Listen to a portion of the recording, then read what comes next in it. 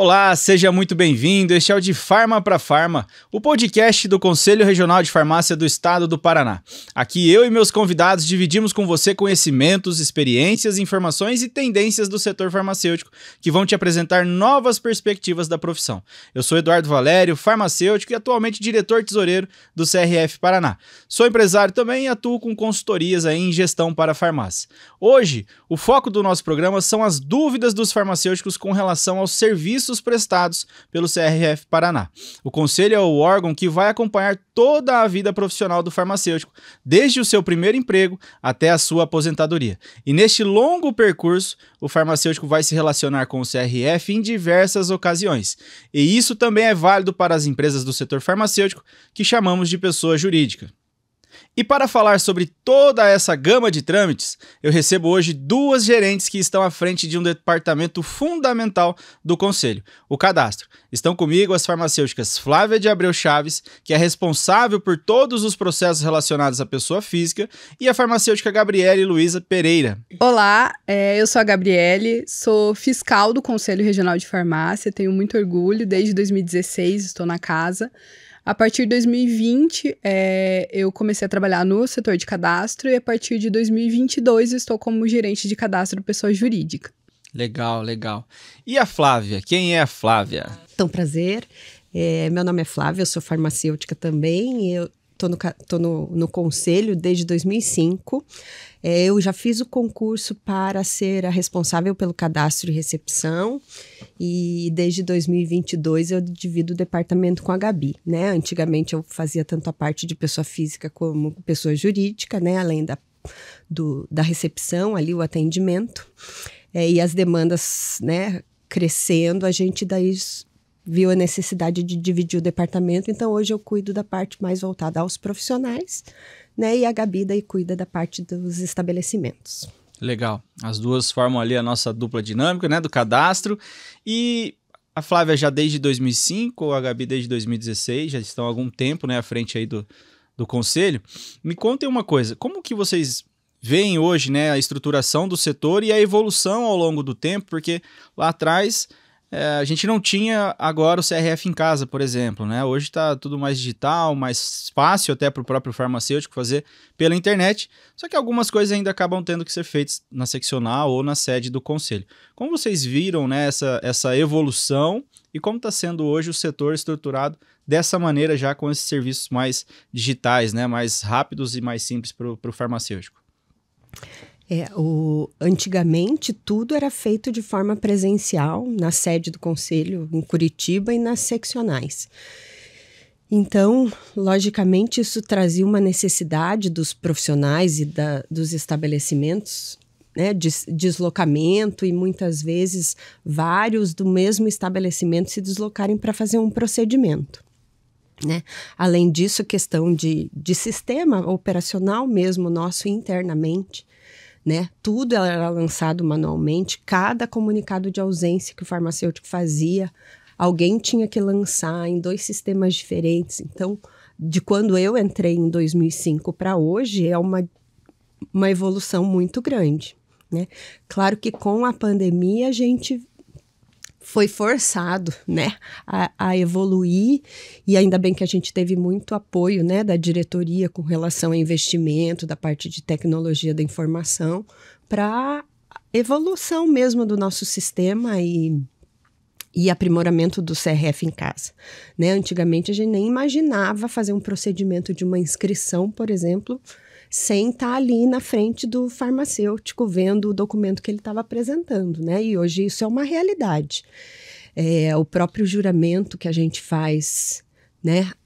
As últimas turmas de juramento, a gente teve 300 profissionais presentes, né? Então, se todo mundo tivesse que se deslocar para, né, participar dessa solenidade do juramento, né? Então, hoje facilitou muito, né, o trabalho.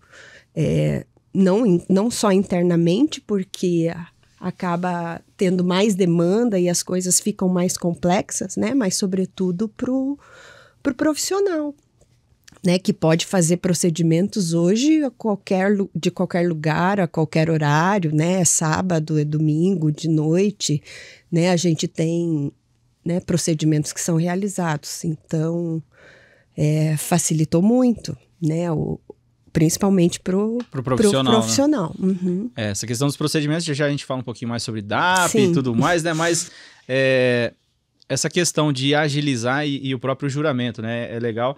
A gente vê lá 300 pessoas jurando, tem gente jurando de dentro da própria farmácia. De dentro da farmácia, tinha que do perder carro. um dia de trabalho, né? Então agora já tá bem mais simples.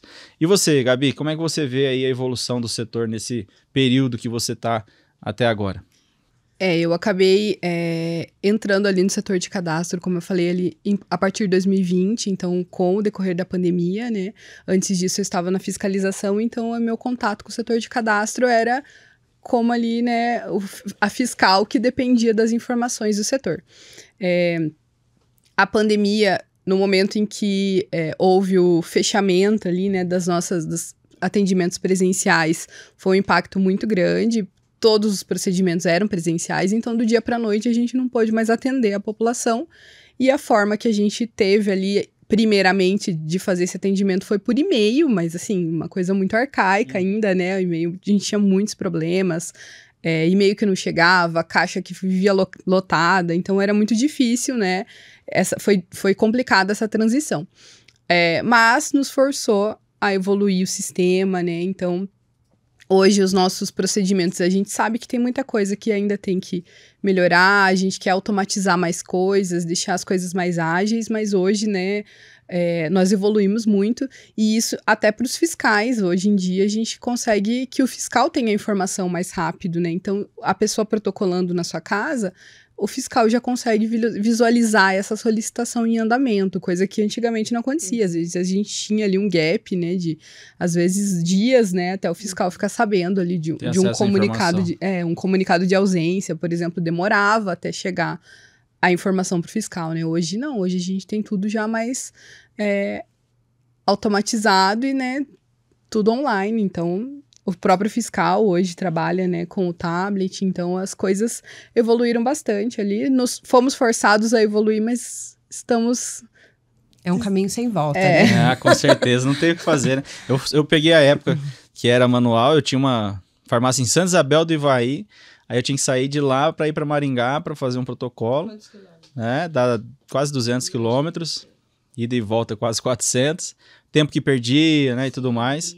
E depois abri uma farmácia em Maringá já no processo ali da pandemia, fazendo tudo por e-mail. Por e-mail já facilitou muito. Hoje o CRF em casa eu vejo que tá mais simples ainda, né? A DAP a gente usou muito, então o online ficou muito mais fácil, com toda certeza. E hoje nós tramitamos os nossos procedimentos, os nossos protocolos todos de forma descentralizada.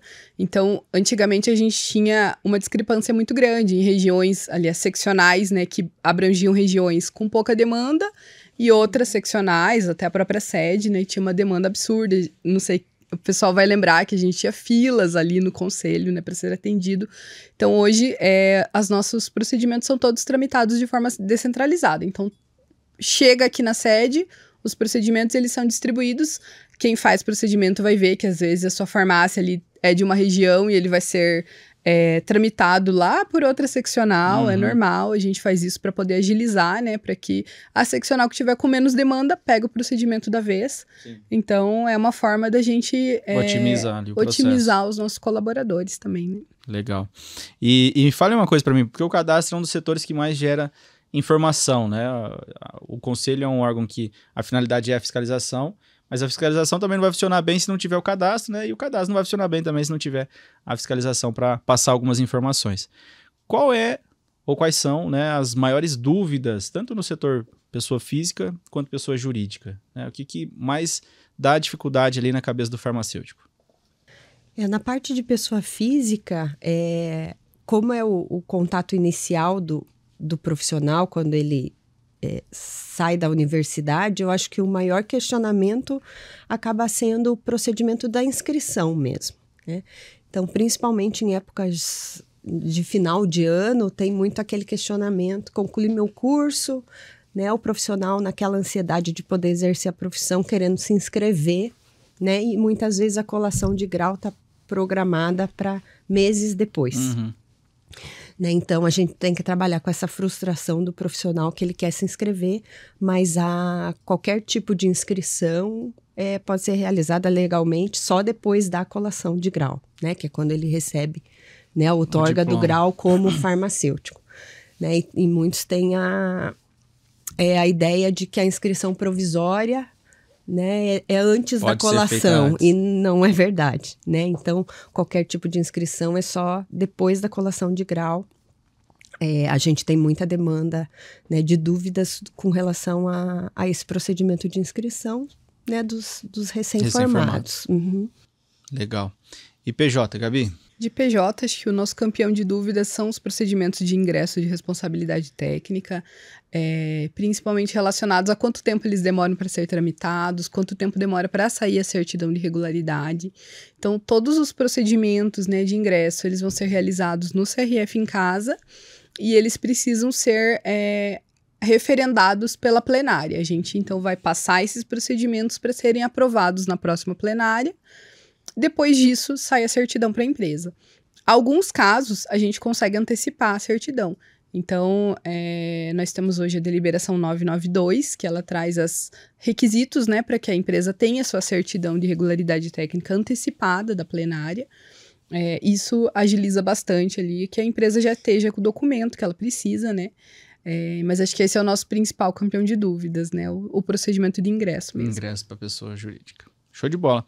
E dentro desse ingresso, acho que a questão mais importante, que às vezes o farmacêutico não se atenta, é acompanhar o e-mail dele, né? Sim. A evolução do protocolo no CRF em casa. Ele tem até 2 dias para ter uma devolutiva. Que hoje, né, toda a nossa evolução de qualquer requerimento que seja feito é por evolução de protocolo, né? Pelo CRF em casa. Então, o farmacêutico e o representante legal, eles têm uma senha de acesso, né, pessoal. CRF em casa. Pelo CRF em casa, e ali no próprio protocolo que é gerado quando ele faz, né, quando ele protocola uma demanda, é retornado, né? Então, ele consegue acompanhar todo o trâmite do requerimento dele, em que fase que está, e se eventualmente precisa de alguma complementação, alguma correção, é solicitado por lá também. Né? Nessas solicitações, vai um e-mail pedindo, né? Mas independente, né, do requerente receber ou não o e-mail, que às vezes, né, pode dar algum problema, pelo acesso ao CRF em casa, ele consegue acompanhar tudo. Então, todos os nossos procedimentos, eles vão ser tramitados ali internamente, né? No CRF em casa vai aparecer todas as evoluções e qualquer correção a esse procedimento vai ser solicitada por lá, e é por lá que é enviada também essa correção. O nosso prazo para tramitação dos protocolos é de 7 dias úteis. A gente tenta não levar tudo isso, só em épocas de maior demanda mesmo, a gente acaba usando esse prazo, a gente tenta, né, sempre fazer o mais rápido possível. E quando a gente abre para correção, a gente deixa o protocolo aberto um dia útil para correção. Então, a pessoa tem ali um dia, né, para procurar os documentos, preencher novamente, se for o caso, e nos responder com a correção. Então, sempre acompanhar pelo CRF em casa o andamento desse protocolo. O que tiver lá no CRF em casa é o andamento dele mesmo. Tudo aparece lá para a pessoa. Legal, legal. Então, CRF em casa é extremamente importante, né? Fez um protocolo, acompanha por lá, que é por lá que a gente vai ver a evolução dos processos. Flávia, vamos falar um pouquinho sobre o setor de cadastro de pessoa física, né? Quais os tipos de inscrição que um profissional pode ter?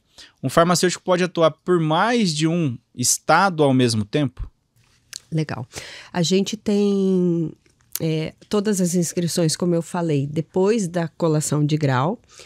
Então, o mais comum é a inscrição provisória e a definitiva, né? Sendo que a diferença é que o profissional inscrito provisoriamente, ele ainda não tem o diploma, né? Então, ele conclui o curso, colou grau, mas ele ainda não está de posse do diploma, então ele faz a inscrição mediante uma certidão de conclusão de curso, né? E a definitiva daí é quando já tem o diploma, né?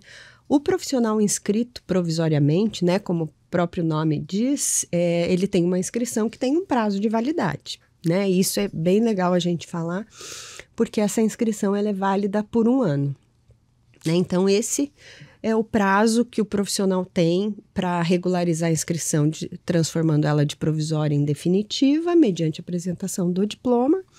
E caso, por algum motivo, ele ainda não tenha o diploma, ele ainda pode prorrogar essa inscrição. Né? O que não pode acontecer é deixar essa inscrição provisória vencer, né? Porque legalmente só pode exercer a atividade profissional quem está devidamente inscrito, então se deixa vencer, a gente cancela essa inscrição, né? A gente tem a obrigação de cancelar a inscrição, se tem responsabilidade técnica, ela é cancelada conjuntamente. Né? Então acho que é legal a gente falar, porque embora a gente sempre oriente sobre a questão do vencimento da inscrição provisória, todos os meses a gente acaba cancelando a inscrição, né, de provisória que venceu.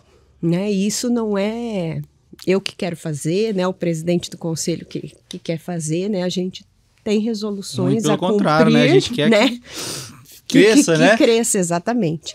Né? Mas a gente tem resoluções a cumprir e também somos fiscalizados, né? Então, talvez a maioria não saiba, né? Mas o Conselho é fiscalizado pelo Conselho Federal de Farmácia, pelo Tribunal de Contas. Então, nós temos resoluções a cumprir também. O que a gente consegue desburocratizar, né? E facilitar a vida do profissional, a gente faz, né? Mas dentro de uma legalidade, né? E essa questão do vencimento da provisória é bem importante, porque, infelizmente, a gente não tem muito o que fazer, né? O profissional que deixa vencer acaba tendo a inscrição cancelada. Né? Além disso, a gente tem a inscrição por transferência, que é aquele profissional que se inscreveu originalmente em outro estado e daí passa a exercer atividade aqui no Paraná. Né? E nesse caso, ele precisa apresentar uma certidão emitida pelo outro CRF. Né? Então, embora, né, todos os regionais sejam subordinados, digamos assim, né, ao Conselho Federal de Farmácia, cada um tem um cadastro, cada um tem um sistema, né? Cada estado tem um número de inscrição, né? E os conselhos se comunicam, né? Mas não tem um arquivo único, né? Um cadastro único. Então, esse profissional tem que apresentar a documentação novamente, né? Para o novo conselho, seja o diploma, o histórico, enfim. Além dessa certidão, né? Que vai justamente dizer qual que era a situação dele no estado anterior. Né? Principalmente pela questão ética, né? Se ele já teve algum processo ético, se não teve, né? Para ter isso no histórico profissional dele. E da mesma forma, existe uma inscrição que é secundária, né? Nesse caso que o profissional pode trabalhar em mais de um estado, né? Ao mesmo tempo, né? Ele não pode simplesmente chegar e se inscrever em vários estados, né? Individualmente, né? Ele pode ter mais de uma inscrição, mas ele tem que seguir esse trâmite, né, para solicitar essa inscrição secundária, justamente para os conselhos se comunicarem a respeito da situação desse profissional. Como ele vai atuar em mais de um estado ao mesmo tempo, né, ele pode ter responsabilidade em mais de um estado, então existe essa comunicação pela questão da disponibilidade de horário, né, além da parte ética, né, e daí ele acaba pagando anuidade, né, nas jurisdições que ele estiver inscrito, né? Mas hoje acaba sendo uma realidade, né? Comparado a antigamente, a gente quase não tinha inscrições secundárias e nem pedidos de certidão de inscrição secundária, né? E hoje a gente vê que o farmacêutico, né, tem essa atuação. Tem essa atuação, até né, pelas áreas que, né, estão amparadas hoje para ele atuar. E o serviço como autônomo, né? Essa parte da inscrição secundária está crescendo bastante. Posso ter uma clínica, né, sei lá, em Santa Catarina, ali em União da Vitória, né? Isso. Só cruzar a rua, posso ter uma inscrição secundária em Santa Catarina, Paraná, ter uma clínica lá e uma clínica aqui. E hoje nem se limita a estados vizinhos, né? Sim. A resolução anterior, lá de 2009, ela até exigia que fosse, né, fronteira. Né, mas hoje não, hoje a gente tem realidade, tem farmacêutico inscrito aqui no Paraná, no Rio Grande do Sul, Amazonas, né, é bem ampla essa atuação mesmo. Tem um limite de estados ou eu posso escrever em todos? Pode se inscrever em todos, se vai quiser pagar vai pagar anuidade para cada um, mas não existe limitação. Legal, legal. Bacana. E com relação ao campo de atuação do farmacêutico, depois que o profissional se forma e se inscreve no CRF, ele pode trabalhar em qualquer área da profissão? Não necessariamente. Esse é bem legal, porque assim, a gente tem uma formação hoje que é conhecida como farmacêutico generalista, né, que é pela resolução do Conselho Nacional de Educação 2 de 2002, que já traz uma formação que fornece ao profissional a possibilidade de atuar tanto na área de análises clínicas quanto na área de indústria, quando na formação antiga se exigia habilitação, né, que antes era formado farmacêutico, mas habilitação, né, e ele podia optar em fazer ou não essa habilitação. Mas mesmo assim, frequentemente o Conselho Federal de Farmácia ele publica normativas, né, resoluções, com relação a novas atribuições do farmacêutico, e muitas delas trazem uma exigência, trazem requisitos para atuação nessa área, né, além da graduação. Essa resolução pode trazer a necessidade, às vezes, de um curso livre, né, que é um curso mais curto, digamos assim, né? Normalmente os cursos livres são de 120 horas. Eles passam por um processo de reconhecimento do Conselho Federal de Farmácia, né? E muitas resoluções trazem exigência de uma pós-graduação mesmo, que no caso daí de no mínimo 360 horas, obrigatoriamente, né, reconhecida pelo MEC. Então, uma das primeiras exigências, assim, questão de citologia, né, a própria homeopatia, além da possibilidade via título de especialista, né, tem a possibilidade do farmacêutico ter feito a disciplina mais um estágio na área, que nem todo profissional escolhe, né, ou nem toda faculdade oferece esse estágio, né, na área de homeopatia. Então, é bem importante o farmacêutico se atentar, né, se aquela área de interesse dele tem uma exigência ou não, né. Mais recentemente, a gente daí tem a parte de radiofarmácia, oncologia, ozonioterapia, estética, né, estética, a resolução, né, a que está vigente hoje de 2016, né, é a campeã de anotações de títulos de especialista, né, ali no departamento, né, no CRF.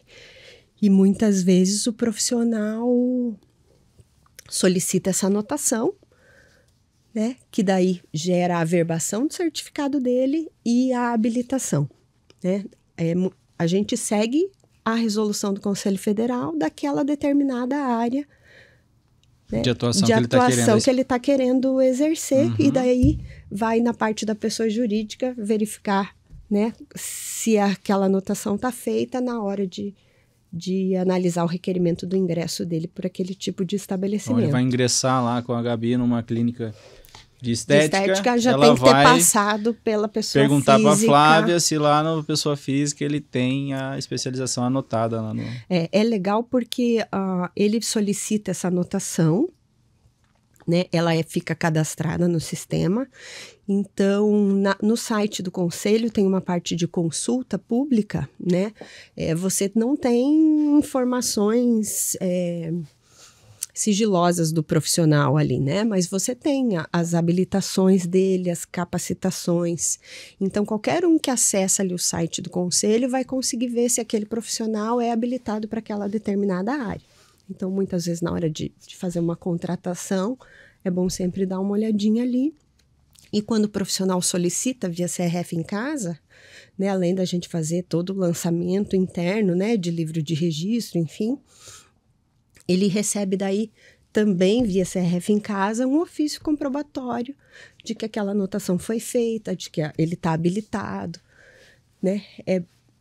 Ali daí vai todo o detalhamento do que pode e não pode fazer dentro daquela área, né? Então, o farmacêutico ele tem mais de 130 áreas de atuação, né? E sendo um órgão de fiscalização, né, a gente tem que saber que tem normativas que tem que atender para, né, atuar em determinada área, né? Então, é muito amplo, né, a atuação do farmacêutico, independente de ter, né, só mediante a graduação, né? É muito ampla a área que ele pode atuar, mas em determinadas áreas ele vai precisar de uma complementação. Legal. Pois as meninas da comunicação colocam pra gente lá esse caminho, né? Onde pode consultar a anotação, né, de algum título do profissional lá no site do Conselho. E essa questão de comprovar perante o Conselho é frente a algum título, né? Igual você falou. Então, ou ele faz uma pós-graduação ou faz uma especialização rápida e apresenta esse título no Conselho. Esse título tem que apresentar de forma presencial ou dá para fazer lá no CRF em casa também? É tudo pelo CRF em casa. Tudo pelo CRF em casa. Tudo pelo CRF em casa. Então, através do acesso rápido, do acesso pessoal, né, do farmacêutico, tem uma parte de serviços bem específica ali, ele vai fazer a averbação de títulos ou habilitação, protocola o certificado do curso, né, dependendo da área, um formulário de requerimento e a gente analisa esse documento e emite esse ofício que é anexado no próprio protocolo dele. Tá, deixa eu te fazer uma pergunta. A gente sabe que ali no cadastro, de vez em quando, aparecem, infelizmente, alguns diplomas falsos. Né? O pessoal tenta fazer inscrição como farmacêutico com diploma falso. E isso é validado pelo setor e acaba se não passando e tem outras implicações legais, né, de fazer a falsificação de um documento. No título aí de anotação de especialidade, já pegou alguma coisa nesse sentido também? No título a gente ainda não pegou, mas todos os documentos que são apresentados são conferidos e validados. Né? Hoje, que a maioria dos certificados, assim como os diplomas, são digitais e contém um código de verificação, acabou facilitando muito mais, né, o nosso trabalho nessa busca pelas falsificações. Né? Mas, infelizmente, o que acontece mais é voltado ao procedimento de inscrição, ao documento da graduação, seja certidão de conclusão de curso, seja diploma. Né? A gente já pegou, inclusive, inscrições por transferência. Então, já tinha sido apresentado esses documentos falsos num outro CRF, que acabou passando, e daí veio transferido de lá, e daí aqui a gente pegou. Então, por isso que a gente também pede toda a documentação de novo, né? Cada conselho analisa, né, com seus critérios, né, aquela documentação que é apresentada.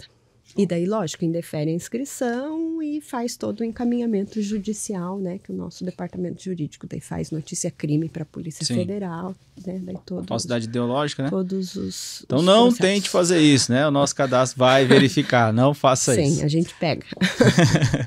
E o profissional que não está exercendo responsabilidade técnica por estabelecimento farmacêutico, que procedimento deve realizar para deixar de pagar a anuidade? Bom, a anuidade ela é decorrente da inscrição, não necessariamente da responsabilidade técnica.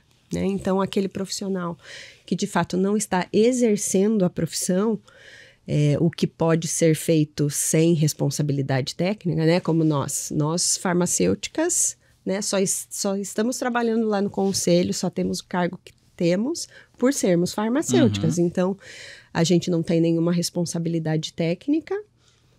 Mas a nossa atividade é decorrente da inscrição, né? Então, a gente precisa ter inscrição ativa e pagamos a anuidade, né? Da mesma forma, o profissional pode não estar respondendo tecnicamente por nenhum estabelecimento, mas trabalha numa vigilância sanitária ou numa indústria, precisa estar com essa inscrição ativa, né? Os que, de fato, não estejam exercendo nenhuma atividade profissional, então, para deixar de pagar a anuidade, eles têm que pedir a baixa dessa inscrição, né? Seja ela temporária, seja ela definitiva, né? Se for o caso de surgir uma oportunidade e desejar, né, precisar reabilitar a inscrição, é um procedimento extremamente simples, então tudo, né, pelo CRF em casa, esse cancelamento. Hoje, essa reabilitação é por e-mail, porque quando ele baixa, ele perde o acesso ao CRF em casa, né? Então, esse retorno acaba sendo, né, por e-mail. Mas é um procedimento bem simples e a única forma daí de isenção, né? Não pagar pagar a anuidade. Eu faço a baixa temporária e depois eu posso me inscrever de novo. Se eu fizer a definitiva, Na verdade, É tudo temporário. A gente trabalha como se fosse tudo temporário, né? Até existe num formulário da baixa esse questionamento, né? Se a baixa é provisória ou definitiva, independente do que o profissional afirma. Depois, né? Ele pode voltar. O tratamento é o mesmo. Legal. Show de bola. Então agora vamos falar um pouquinho com a Gabi. Gabi, vamos falar sobre a sua pasta, né? A parte de pessoa jurídica lá do cadastro. Com relação aos protocolos via CRF em casa, fala um pouco sobre como é realizada as modalidades dos farmacêuticos, as assinaturas nos formulários, por exemplo. Existe um equilíbrio entre desburocratizar e garantir a segurança e veracidade dos documentos? E, além disso, né, também tem uma questão bem importante. Os estabelecimentos que realizam alterações por meio de uma procuração dos profissionais. Como se dá tudo isso? Vamos lá, então os procedimentos de pessoa jurídica hoje, eles estão sendo realizados todos via CRF em casa, eles vão ser protocolados no login pessoa jurídica, então com o CPF, senha pessoal do proprietário do estabelecimento ou do representante legal. Sendo assim, a gente já não pede a assinatura desse representante legal nos termos mais, a gente já entende que ele está fazendo... pelo acesso dele. Isso, faz na senha dele, ele está ciente. A gente vai pedir a assinatura dos profissionais nesses documentos. Nós precisamos garantir, né, e conferir, termos a certeza de que esse profissional assinou esse documento e está ciente do que está sendo feito ali, né, tanto o ingresso quanto alterações de horário, enfim, esse profissional vai ser fiscalizado de acordo com o que está ali nesses documentos, então a gente precisa ter a certeza de que ele está ciente. Por conta disso... Por conta de algumas questões que a gente pegou ali nos últimos tempos, de profissionais que tinham seus horários alterados sem a sua ciência, provavelmente agora em breve nós vamos começar a pedir só assinaturas digitais certificadas, que a gente possa autenticar. Então o .gov, por exemplo, a assinatura .gov, que é de graça, né, todo mundo pode ter, né, a gente vai pedir esse tipo de assinatura agora. É uma forma da gente garantir, né, que o profissional está ciente, dá a segurança ao profissional de que nada vai ser realizado sem a sua ciência. A única forma da empresa fazer alguma alteração sem que passe pela ciência ali prévia do profissional é nos casos que o profissional assinou uma procuração dando poderes à empresa para representá-lo junto ao CRF. Nesse caso, a gente não pode não aceitar essa procuração. Então, profissionais tenham cuidado quando, né, liberam uma procuração à empresa. A empresa vai poder fazer alterações em seu nome sem a sua ciência, né? E a gente tem que aceitar juridicamente, não podemos não aceitar uma procuração, né, expedida pelo profissional. Então, realmente tomem cuidado ao liberar essa certidão para que seja de alguém de confiança mesmo. Assinar essa procuração, né? E assim, queria te fazer uma pergunta e até deixar um alerta já para os colegas aqui. Porque as grandes redes, principalmente, têm essas declarações para fazer ingresso e baixa de responsabilidade técnica lá do profissional.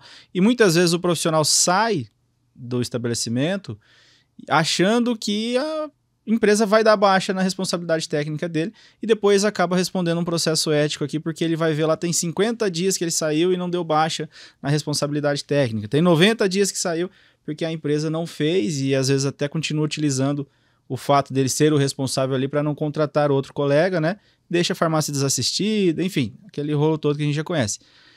Qual é a orientação para os colegas, né? Porque a hora que ele sai, a responsabilidade da baixa é dele. Até por isso que ele vai responder eticamente, né? Se isso não acontecer.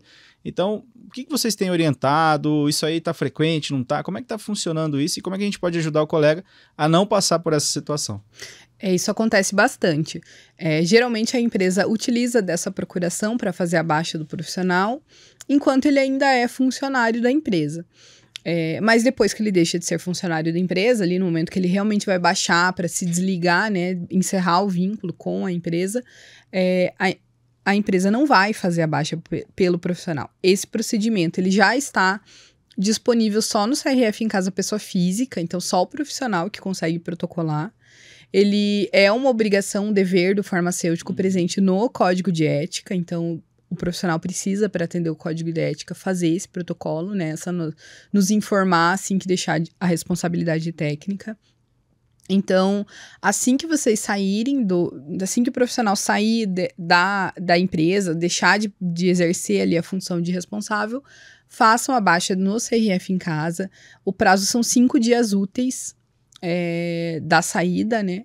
Então, realmente, esse é um caso que, às vezes, o profissional deixa para a empresa fazer, a empresa não vai fazer. Ela nem tem a possibilidade de fazer, porque esse protocolo só está disponível na senha do profissional. E esse eu acho que é um dos nossos campeões de processo ético, realmente, o profissional que acaba ficando vinculado ali na empresa por muito tempo. Às vezes o profissional não vai exercer já a profissão em outro local, então não percebe que tem essa RT anotada, né? Então acaba ficando muito tempo ali. Então é um risco ao profissional também, né? Porque ele está respondendo ainda por eventuais irregularidades que possam acontecer nesse estabelecimento, né? Sim. Até aproveitando aqui vocês duas e esse tema, tem uma outra situação que para dar baixa ele precisa também dar baixa lá na vigilância e tudo mais. E tem alguns casos que o proprietário não deixa ele levar o inventário ou ele dá baixa na vigilância, acaba travando esse processo e o farmacêutico continua como responsável, né? Eu tô te perguntando isso porque eu tenho conhecimento justamente agora de um caso que está acontecendo assim. O que esse profissional pode fazer? Ele vai na delegacia, ele não vai na delegacia, ele denuncia para o conselho, ele denuncia para quem? Porque muitas vezes o profissional acaba ficando também um pouco desamparado nessa situação porque não está ao alcance dele entrar na farmácia. Muitas vezes o proprietário está impedindo ele de fazer esse procedimento, né? Como é que esse cara tem que agir, né, para não ter nenhum problema ético, vamos dizer assim, aqui dentro do conselho e legal também dentro da vida dele, né? Porque a venda de medicamentos controlados na 344 é crime, tráfico de droga, né? Então a gente tem que trabalhar para que isso não aconteça. Uhum. Qualquer situação referente a isso, a nossa orientação é primeiro que o farmacêutico faça um BO, como você comentou, é crime, né? Então, percebeu ali alguma irregularidade no armário, que não tinha ciência, que não foi autorizada, né, pelo farmacêutico, faça um BO para se resguardar de alguma possível, né, algum possível processo, enfim. Aqui com a gente, para o farmacêutico fazer a baixa da responsabilidade técnica, ele vai precisar nos apresentar a quebra do vínculo trabalhista e a baixa na vigilância sanitária, se ele for diretor técnico. Os meus documentos ainda não estão prontos, eu estou tendo um problema para ter a baixa na vigilância, o proprietário está demorando para me apresentar a rescisão. Não tem problema, a gente tem lá no nosso site o formulário de baixa. Nesse formulário de baixa, se você preencher ali, vai ter o campo ali do farmacêutico, os dados da empresa que ele está saindo e tem as opções para ele declarar para a gente que ele não tem esse documento ainda. Então, vai ter a opção lá, deixo de apresentar a quebra do vínculo trabalhista. Então, dá o tiquezinho ali no deixo de apresentar, coloca o motivo pelo qual não está apresentando esse documento, assina, pega a assinatura do representante legal, que a gente faz a baixa sem todos esses documentos ainda. A gente só realmente precisa da ciência desse representante legal, porque é um procedimento, né, que vai gerar autuações ao estabelecimento quando acabar o prazo, né? Então, a gente precisa da ciência do representante legal. Mas qualquer dificuldade que ele tenha em conseguir esses documentos por parte ali de um proprietário que esteja, né, dificultando para o farmacêutico, a gente orienta a fazer um BO, nos formalizar também essa situação, né, para que a gente tenha ciência. Então, sempre se resguardar, formalizando, né, para todos os envolvidos essa situação. Show de bola. E, eventualmente, acaba sendo necessário ele entrar com uma ação judicial mesmo, né, de rescisão indireta, porque se o proprietário segura a rescisão, não quer assinar formulário, né, ele já não tem mais acesso ao estabelecimento, né, muitas vezes acaba, infelizmente, tendo que gerar uma demanda judicial, né, não só para fazer o procedimento perante o conselho, mas por todas as possibilidades de problemas que eventualmente ele tenha, né, de estar com o nome dele ainda como responsável, vinculado àquele estabelecimento. Maravilha. E, Gabi, quais formas de comprovar o vínculo trabalhista? Porque é sabido que muitos farmacêuticos estabelecem um vínculo trabalhista onde ele pode ser muito prejudicado. Legal, isso é uma dúvida bem frequente. Então, dos vínculos trabalhistas todos, é sempre importante que a gente, pro farmacêutico, assumir uma responsabilidade técnica, ele tem que nos comprovar o vínculo dele com esse estabelecimento. Dentre todos esses vínculos, a gente tem os mais básicos, né? Por exemplo, um farmacêutico contratado pela CLT, então ele vai nos apresentar a sua carteira de trabalho, com a anotação ali do empregador, esse farmacêutico contratado como farmacêutico, na função de farmacêutico. Para servidores públicos, a portaria de nomeação. Esses são os mais simples, os mais básicos, né? Dentre as outras formas de vínculo trabalhista, também existe os contratos de prestação de serviços. Então, o farmacêutico, de repente, ele pode ter uma empresa, né, um CNPJ próprio, esse CNPJ de prestador de serviços farmacêuticos, e a empresa contratar o farmacêutico pelo seu CNPJ, isso é possível. Um contrato pessoa jurídica, né, a farmácia com pessoa física, farmacêutico pessoa física, também é possível. Nesse caso, o farmacêutico ele vai estar atuando como um profissional autônomo. Então, a gente solicita que seja apresentado também seu alvará de autônomo expedido pela prefeitura. E a outra forma de vínculo é o farmacêutico sócio-proprietário. Então, o vínculo em si já é a sociedade. Então, nos apresentando o contrato social, basta, né, para a gente considerar ali o vínculo. O que a gente sempre alerta é os casos em que o farmacêutico, embora ele esteja sendo contratado como um funcionário, não há anotação na carteira de trabalho dele. Então, por exemplo, um contrato de prestação de serviços. Muitas vezes o farmacêutico acaba aceitando esse contrato, ele abre mão de diversos direitos trabalhistas que ele teria se fosse amparado pela CLT. Às vezes o salário nem é tão bom assim, é o piso salarial, mas você acaba, né, abrindo mão dos seus direitos. Então, o farmacêutico acaba ficando desamparado nesse tipo de contrato. A gente já teve casos de farmacêutica que engravidou, a partir do momento que ela engravidou, encerrou-se o contrato de trabalho dela. Ela não tinha o amparo da CLT, né, na questão da estabilidade, então, né, perdeu ali o contrato. Esse vínculo acaba sendo também um risco para a própria empresa, porque como esse contrato, ele, embora esteja sendo feito como um contrato de prestação de serviços, a gente sabe que, na prática, esse farmacêutico ele vai ter vínculo de subordinação, ele vai ter que cumprir sua carga horária, vai ter que cumprir horário, até pelo caráter de declarar o horário de trabalho aqui junto ao conselho, né? Então, hoje a Justiça do Trabalho já entende que esse tipo de contrato é uma forma de fraudar os contratos pela CLT, né? Fraudar a CLT. Então, isso pode gerar depois um processo trabalhista para a empresa. Acaba sendo frágil, né, essa relação. O farmacêutico consegue depois comprovar que ele deveria ter tido seus direitos previstos na CLT garantidos, porque ele tinha um contrato ali que se caracterizava, né, como um funcionário mesmo. E outra forma de ingresso ali também que a gente percebe às vezes é o farmacêutico entrando como sócio, sem efetivamente ser sócio do estabelecimento, que a gente chama da sociedade fictícia, né? Então, para ele comprovar para a gente o vínculo como sócio, não existe uma porcentagem mínima. Então, se entrar com 1% da sociedade, basta, a gente considera esse farmacêutico sócio. O problema ao farmacêutico é que a gente sabe que em alguns casos esse farmacêutico na prática não vai ser proprietário dessa farmácia, né? Então, ele não tem as autonomias do proprietário, as autonomias do sócio, porém, ele vai estar respondendo, inclusive, legalmente, como se sócio fosse. Então, a gente já viu casos de o farmacêutico acabar sendo atingido, inclusive, por dívidas desse estabelecimento no período que esse farmacêutico foi sócio. Então, tem que ter cuidado. Ao proprietário também cuidar, é um farmacêutico às vezes que você acabou de conhecer, ali você não tem uma relação de confiança, você vai botar esse farmacêutico como sócio do teu estabelecimento, né? A gente já viu também casos de depois o farmacêutico dificultar a sua saída da sociedade, então porque ele passou a ser sócio, ele precisa assinar como se sócio fosse, né? Então tomar cuidado nessas questões ali que na prática o profissional é um funcionário, mas ele não é contratado como CLT, enfim, na carteira de trabalho, cuidar para isso não acabar se configurando numa fraude, né, aos direitos do trabalhador. Que era para ser uma facilidade, depois traz uma bela de uma dor de cabeça. Pode trazer, né, uma dor de Uma cabeça. bela de uma dor de cabeça. Legal. E vamos falar um pouquinho da DAP, né? Primeiro, o que é DAP? Queria que você explicasse isso aí. A gente já passou aí em várias cidades do Paraná fazendo reunião com os farmacêuticos e o pessoal às vezes não sabe ainda ao certo o que é a DAP. Então, eu gostaria que você explicasse um pouquinho o que é E quais são as modalidades de DAP que existem, né? E onde é que eu faço isso? E quem é que faz também? Porque tem mais essa agora, né? É só o farmacêutico que faz também.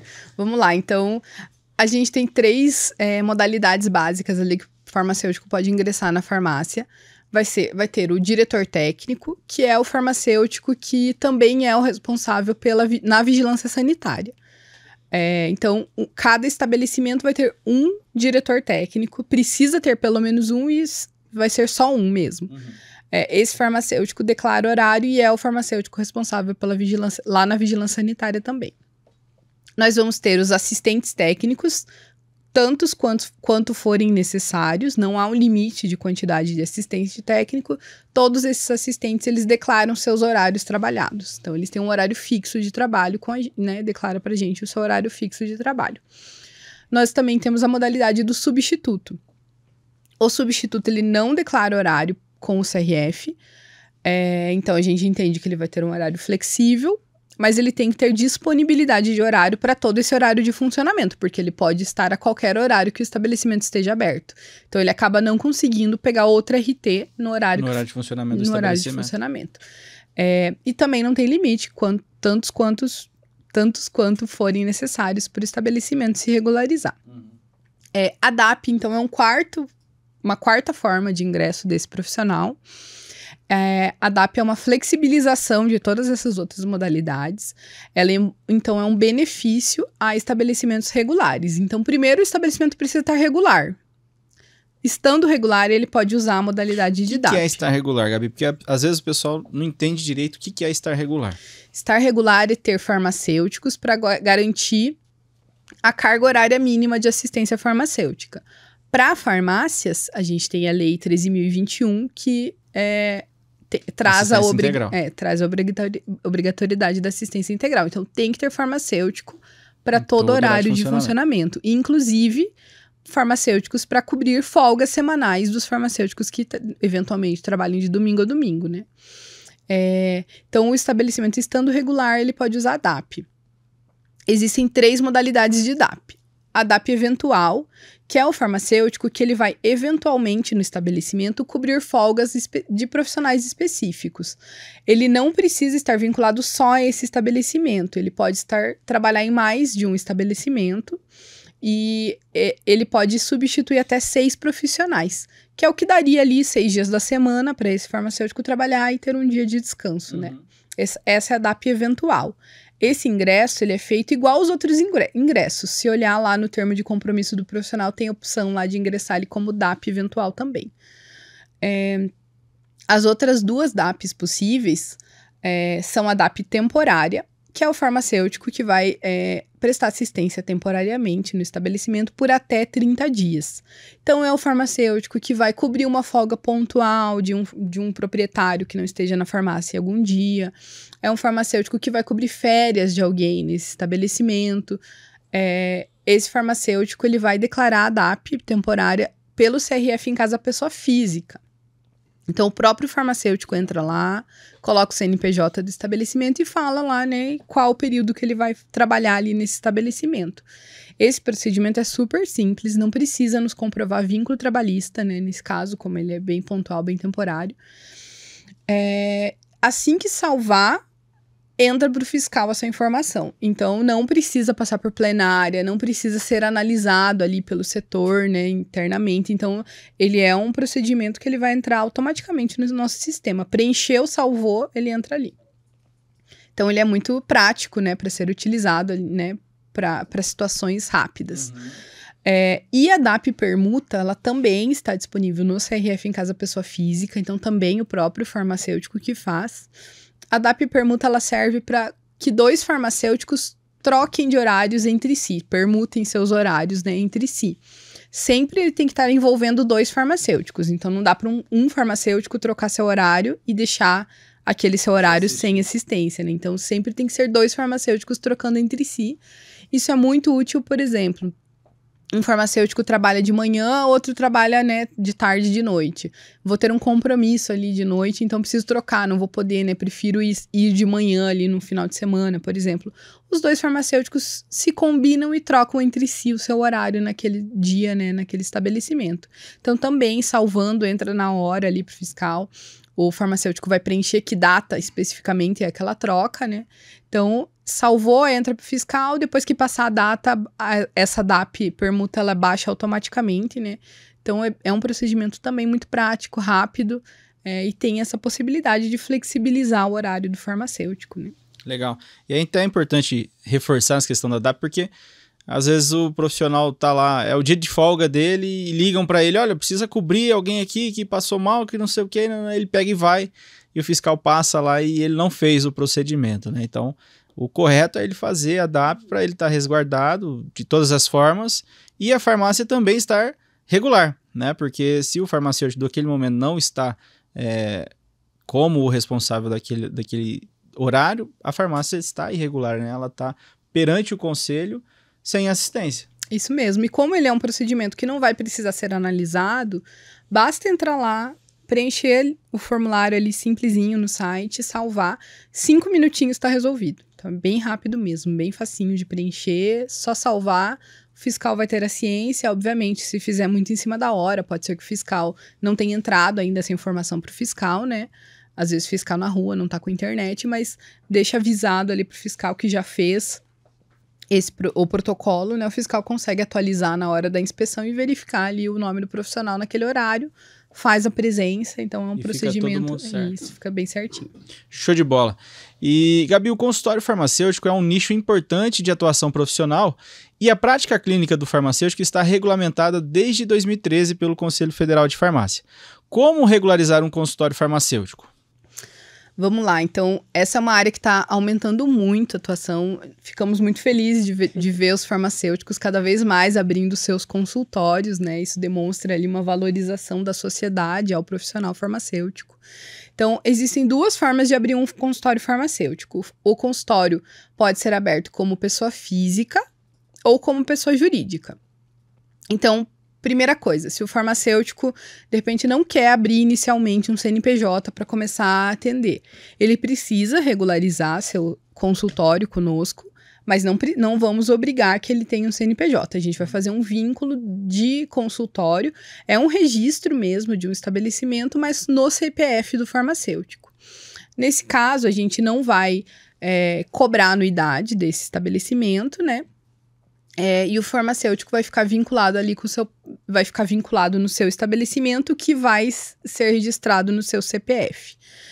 A gente sempre pede que o farmacêutico se atente, porque embora ele não pague anuidade com o conselho nesses casos do estabelecimento pessoa física, há alguns outros impostos que podem ser mais caros por ele estar atuando como pessoa física. Então tem que botar na balança, de repente seja mais vantagem abrir um CNPJ.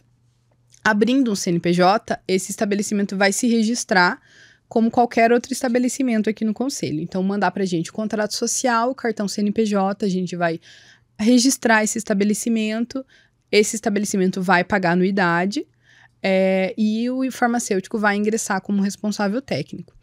No consultório, o farmacêutico pode fazer qualquer área de atuação, desempenhar qualquer área de atuação do farmacêutico a qual ele esteja habilitado. Então, pode abrir um consultório farmacêutico, tanto para a área clínica mesmo, mas também pode abrir um consultório farmacêutico para trabalhar com estética, para trabalhar com acupuntura, se assim o farmacêutico tiver habilitação, né? Qual a grande diferença da clínica de estética, por exemplo, pro consultório farmacêutico de estética? São as atividades que vão ser desenvolvidas. Então, quando um farmacêutico abre um consultório, a gente entende que o farmacêutico que vai atender nesse consultório, é um consultório dele, ele que vai fazer todos os atendimentos. E aí ele pode atender estética, pode fazer clínica, ele pode fazer o que ele tiver habilitação ali dentro. Quando o farmacêutico abre uma clínica de estética, só pode fazer estética, porque daí só está contempladas as atividades de estética nesse estabelecimento, mas a clínica ela já é aquele estabelecimento com uma estrutura um pouquinho maior, onde outros profissionais podem estar atuando também, de repente ter profissionais não graduados, né, esteticistas fazendo outros tipos de procedimentos. Então, é aquele local que vai ter várias salas, né, vários profissionais atendendo. Isso é uma clínica de estética. Se o farmacêutico pretende abrir uma sala de atendimento onde só ele vai atender, isso pode ser considerado um consultório farmacêutico. E daí ele pode atuar como pessoa física. Boa. E a questão da telefarmácia, né? Foi regulamentado, a gente tem esse campo de atuação também. Só que essa normativa tem um foco na farmácia clínica, né? Porém, não abrange atos inerentes à responsabilidade do farmacêutico, como, por exemplo, a dispensação de medicamentos, que continua obrigatoriamente presencial. Como trabalhar a telefarmácia? Legal, a telefarmácia, então, o objetivo dela, como você comentou, é a prática clínica. Então, atender uma consulta farmacêutica por meio da telefarmácia. Ela não substitui outras responsabilidades do farmacêutico, então as responsabilidades técnicas continuam tendo que ser presenciais. A telefarmácia é uma forma do farmacêutico atender seus pacientes, não necessariamente abrindo um consultório. Então, nesse caso, não precisa regularizar um consultório aqui com a gente, não precisa, né, abrir um local licenciado, porque os consultórios, além do registro com o CRF, eles são atividades licenciadas, então precisam da licença sanitária para atuarem também. A telefarmácia, o farmacêutico vai nos informar que faz essa atividade, geralmente coloca ali declarado na própria residência, mas não necessariamente, e não vamos nem fiscalizar, né, porque a telefarmácia, o farmacêutico vai poder fazer de qualquer lugar. Ele estando regular, né, a telefarmácia aqui no Paraná, ele pode fazer em outros estados, atender pacientes de outros estados também, não tem problema. Para desenvolver, então, a telefarmácia, o que esse farmacêutico vai precisar? Ele precisa um software para atendimento. Nem todo mundo trabalha com software. Tem farmacêuticos que ainda trabalham ali só com uma ferramenta de transmissão, e armazenam seus prontuários, porque toda consulta da telefarmácia vai ter que gerar um prontuário. Se o prontuário for físico, o farmacêutico vai atuar ali com uma ferramenta de transmissão, e a gente alerta só que esse prontuário físico ele precisa ser armazenado por pelo menos 20 anos, é o que traz na legislação. Então, tem que ter um espaço físico, né, adequado para armazenar por 20 anos a documentação desse paciente. Caso o farmacêutico opte por trabalhar com um software que já te traga, né, a interface do prontuário eletrônico, de liberação de receita ali pelo próprio software, esse software também precisa ser registrado no CRF. Então, o farmacêutico precisa buscar um software que tenha registro em qualquer CRF do Brasil, não precisa ser no Paraná. Então, de repente, eu tenho um software que a sede dele é lá no Pará. Pode ser registrado no CRF Pará, o farmacêutico nos comprova, né, esse registro do software, pede lá, né, pro pessoal dos softwares comprovação desse registro, nos apresenta e vai ficar ali no cadastro do farmacêutico a informação de que ele trabalha dessa forma. Então, essa é uma forma do farmacêutico, né, atuar sem necessariamente ter que abrir um estabelecimento, um consultório.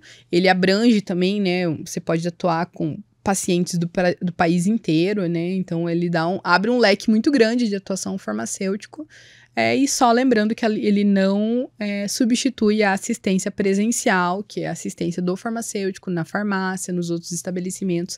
Essas continuam tendo que ser presenciais. Show de bola! Para a gente encerrar aqui, eu queria só uma mensagem final de vocês, né? Agradecer vocês pela disponibilidade, pelas dúvidas que a gente tirou aqui. Flávia, Gabi, muito obrigado.